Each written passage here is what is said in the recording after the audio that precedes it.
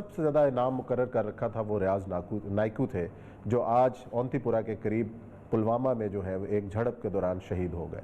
کہا یہ جا رہا ہے کہ یہ 10 گھنٹے سے زیادہ محاصرے کے دوران جھڑپ ہوئی جس میں یہ شہید ہوئے۔ ان کی ڈیڈ باڈی کی تصاویر بھی سوشل میڈیا پر آئیں۔ بھارتی چینل اس وقت جو ہے وہ شور مچا رہے ہیں اور اس کو اپنی ایک بڑی کامیابی قرار دے رہے ہیں۔ یہاں سوال یہ اٹھتا ہے کہ برہان وانی سے لے کر ذاکر موسیٰ کے بعد اب ریاض نائکو، لیکن عالمی برادری ہے کہ وہ چپ سادے بیٹھی ہے، کشمیریوں کی آواز کو سننے والا نہیں ہے۔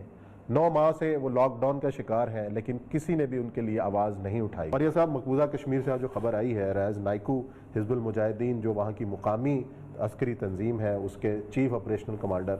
اپنے گھر آئے پلوامہ، وہاں پہ مخبری ہوئی جو طریقہ کار ہے، اس کے بعد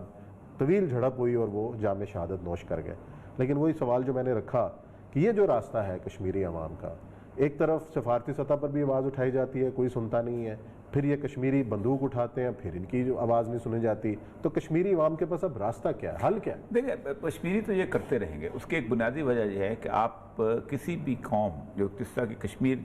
جس طرح قوم سے گزرے ہیں، جس آرڈیل سے گزرے ہیں، جس طرح کے حالات سے گزرے ہیں، وہاں ہوتا یہ ہے تقریباً ہر برادری کے اندر 1 یا 2 ایسے ہوتے ہیں جو شہداء کی لاشیں پہنچی ہوتی ہیں، اور جب شہداء کی لاش کسی گھر میں پہنچ جائے تو پھر آپ اس سلسلے کو روک نہیں پاتے۔ انڈیا اصل میں اس وقت انٹرنیشنل جو اس وقت کورونا کی سچویشن ہے اس کا فائدہ اٹھا رہا ہے، بالکل،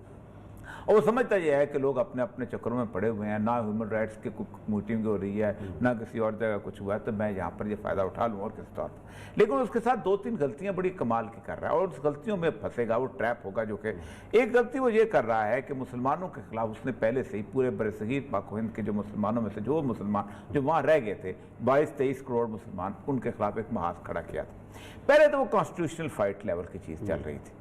یہ سارے کے سارے یہی کہتے تھے کہ پاکستان پیچھے ہٹ جائے، ہم اپنی جنگ کر لیں گے۔ اب ایسی بھی یہی کہتا تھا، شاہین باغ والا بھی یہی کہتا ہے یہ پاکستان نہیں، یہ ہندوستان ہے۔ اس میں ہمارے سیکولر بھی بینڈ بجانے وہاں پہنچ گئے، ڈن ڈنا ڈن ڈن، یہ نیشنلٹی کا مسئلہ ہے، یہ فلاں کا مسئلہ ہے، صدیوں سے یہاں رہ رہے ہیں یہ۔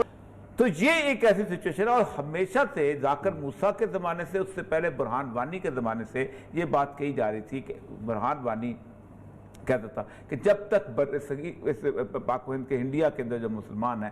یہ اکٹھے ہو کے آزاد ہندوستان، آزاد مسلمان ہندوستان کا نام نعرہ لگاتے، کشمیر کو جلدی نہیں ہو سکتی۔ اس لیے انہوں نے یہ کیا ہے کہ کشمیر میں انہوں نے ملیٹنٹس کو رکھا ہے، یا انہوں نے اپنے بی جے پی کے گنڈے جو ہیں ان کے پیچھے لگا دیے ہیں۔ ظاہر بات ہے کہ یہ دونوں طرف اب یہ کسی نہ کسی جگہ ایک جگہ یونیفیکیشن ہونی۔ ریاض نائکو جو ہے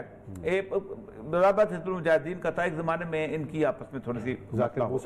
موسیٰ تھوڑا سا مسئلہ ہوا تھا، لیکن اس کے بعد پھر اس کے بعد دوبارہ ان کی صلح ہوئی اور اکٹھے ہوئے اور اکٹھے انہوں نے فائٹ کی۔ موسیٰ بھی حزب المجاہدین کا کمانڈر تھا، وہیں ان سے کمانڈر تھا، لیکن وہ بنیادی طور پہ وہ کہتے یہ تھے کہ ہم کشمیر کے لیے لڑنا نہیں چاہتے، ہم اللہ کے لیے لڑنا چاہتے ہیں، ہم خلافت کے لیے لڑنا چاہتے ہیں۔ ظاہر بات ہے کہ کشمیر، اللہ تبارک تعالیٰ نے کشمیر کے نام پہ تو اللہ نے ہمیں جذبہ جہاد دیا نا۔ کشمیر اللہ نے کہیں قرآن میں یہ تو نہیں لگا تم کشمیر کے لیے مرو گے تھے۔ ایون یہ کہ جو حب الوطن من الایمان کی جو حدیث ہے، میں اس دن دیکھ رہا تھا کہ اس کے اندر 50 بڑے بڑے لوگوں نے کہا کہ یہ ضعیف حدیث ہے۔ اور آپ اندازہ کریں کہ ہندوستان کے لیے امریکہ فوجیں نہیں بھیجے گا اپنی، ہندوستان کے لیے نیٹو نہیں اترے گا۔ اور دوسری بات یہ ہے کہ جو ہندوستان کا ٹارگٹ بڑے طور پہ یہ ہے، اور ٹارگٹ سمجھتا یہ ہے کہ ہم اگر یہ کریں گے تو امریکہ کہے گا کہ جی سی پیک کی صورتحال جو ہے، سی پیک کے اندر چائنا کے خلاف امریکہ کھڑا ہو جائے گا اور ہمیں راستہ دے دے کہ ہم گلگت بلتستان کی طرف سے آ جائیں گے، ہم کارگل کو کراس کر کے آزاد کشمیر۔ اور عزائم ان کے یہی ہیں، اور یہ جو خاص طور پر یہ حزب المجاہدین کے خلاف کارروائی ہوئی ہے، دلوں میں تیل ختم ہو۔ ڈی جی ISPR نے بیان دیا تھا کہ یہ جان بوجھ کر ماحول پیدا کیا جا رہا ہے، اندر ان کو مارنے کا الزام پاکستان پہ کہ پاکستان کر رہا ہے۔ اور یہ جو واقعات ہوئے ہیں، پلوامہ کتنے کلومیٹر دور ہے لائن آف کنٹرول سے، کچھ بھی نہیں ہے، تو لیکن پھر بھی جو ان کا بھارت کا میڈیا ہے اور بھارت کی قیادت ہے وہ ہر چیز کا الزام پاکستان، حالانکہ یہ تو ان کے اپنے بیسیکلی نارتھ میں جا کے آتا ہے پلوامہ کا جو علاقہ۔ ہاں ٹھیک، لیکن میں کہہ رہا ہوں کہ یہ سارے کا سارا جو سینیریو بن رہا ہے، اس سینیریو کے اندر آخری جو ہندوستان کے پاس راستہ رہ جائے گا وہ یہ ہوگا پاکستان پہ حملہ کر دیا جائے، اور وہ انہوں نے کئی پلان میں شامل بھی ہے کہ جولائی یا جون کے اندر کسی طور پہ حملہ کر دیا۔ جس وقت بالاجی باجی راؤ نکلا تھا نا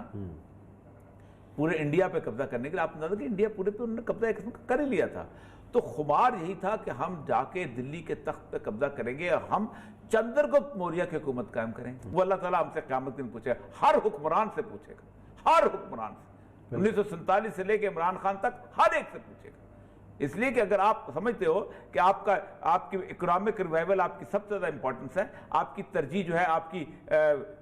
لوگوں کو سزا دینا ہے اور آپ کی ترجیح اللہ کے قانون کو نافذ کرنے کے نہیں ہے، تو عثمان خان صاحب آپ سے کیا سمجھتے ہیں؟ آپ ان لوگوں میں یقیناً کٹہرے میں کھڑے ہوں گے اور بہت بری طرح کھڑے ہوں گے. اسی طرح نواز شریف کھڑا ہوگا، اسی طرح زرداری اور بے نظیر کھڑی ہو، سب وہ لوگ کھڑے ہوں گے کہ جو کلمہ طیبہ پڑھتے ہیں اور جنہوں نے اس آئین پہ حلف اٹھایا ہے کہ ہم کوئی آئین قانون ایسا نافذ نہیں کریں گے جو کہ اللہ تبارک اس کے خلاف ہو، اور اس کے بعد آپ نے سارے قانون نافذ کیے تو اللہ تبارک و تعالیٰ تو حکمران جو اس طرح کا ہوگا تو اللہ کے رسول کہتے ہیں کن چھری سے سبا کر دیا گیا. تو کشمیریوں کا بھی ہمارے ساتھ رشتہ وہی ہے.